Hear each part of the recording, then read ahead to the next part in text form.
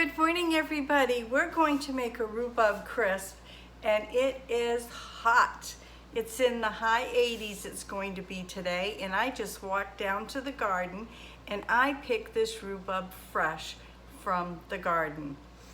Now, I wished I would have brought a leaf up because leaf on a rhubarb is very poisonous.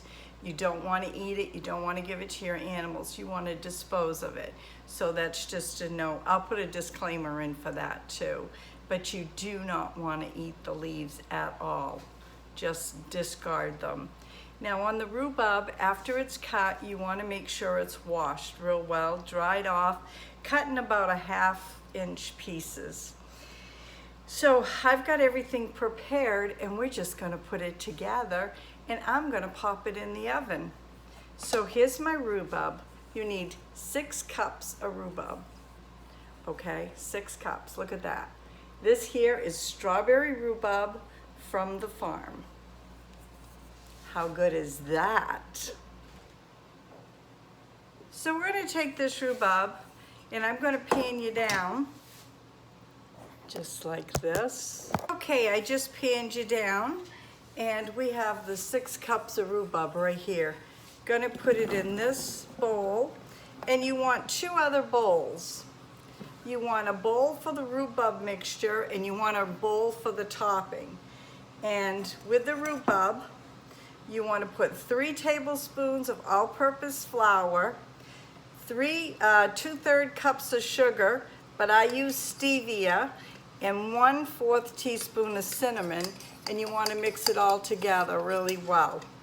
And then what you want to do is you just want to pour it right in here. Now this here is going to be pretty much sugar-free. I use stevia and I use Swerve. Okay, but we'll get to that. So once you get this, you just want to mix this here. Let me see. I took out something, but I guess we'll just use my Grammy spoon to turn it over with. Oh boy, my Grammy sure would like to have a piece of this. Now this rhubarb is probably over 100 years old, the plant that I picked this from. This has been in the family for a very long time, generation on Ray's farm here. Look at that. You want to coat that really well, just like that. So once that's all coated, you want to come over here.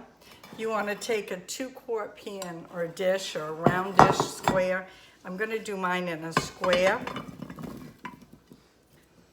just like this.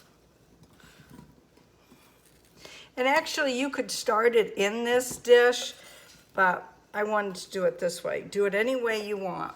I'll put all the directions and all the ingredients down in the description box below. Just like this. And then once that's all done, give you a nice close picture. Once that's all done, we're going to do the topping. And the topping is 3/4 cups of rolled oats, 3/4 cups of brown sugar, and I use Swerve. That's for sugar-free. 6 tablespoons of flour, 1/2 teaspoon of cinnamon. That's right. And then what you want to do after that is you want to put it on top. And then you want to turn your oven on. Mine just got done beeping. Turn your oven on at 375 and let it cook for about 35 minutes until it starts getting a golden brown. And then you want it to cool for 5 or 10 minutes. And most people will put ice cream on this, but Mr. R will not be having ice cream because he's diabetic. He might try to put some sugar-free Cool Whip on. I don't know. And I don't know how that will taste, but he seems to be grabbing that for anything. He said, well, I need to have something. Well, I agree he needs to have something. And this here is quick oats too, by the way. Look at that. Isn't that coming out beautiful? How many of you make rhubarb crisp? And is the recipe similar to this, or is yours different? Now, the good part is we know where we're getting the rhubarb here. We're getting it right here on the farm from the garden. So that's what we like about everything. When we grow it, we know where it's coming from. Just like that. There. Give it a little shake, shake, shake. There, look at that. This is going in the oven now at 375 for about 35 minutes. I'll pull it out, let it cool, and somebody will give you a taste test. Probably Mr. R, but I'm not sure. Hold on, we'll be back. Okay folks, here it is right here. This is the rhubarb crisp.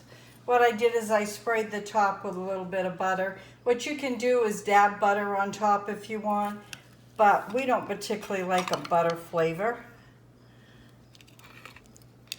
And let me show you here. Here's the rhubarb.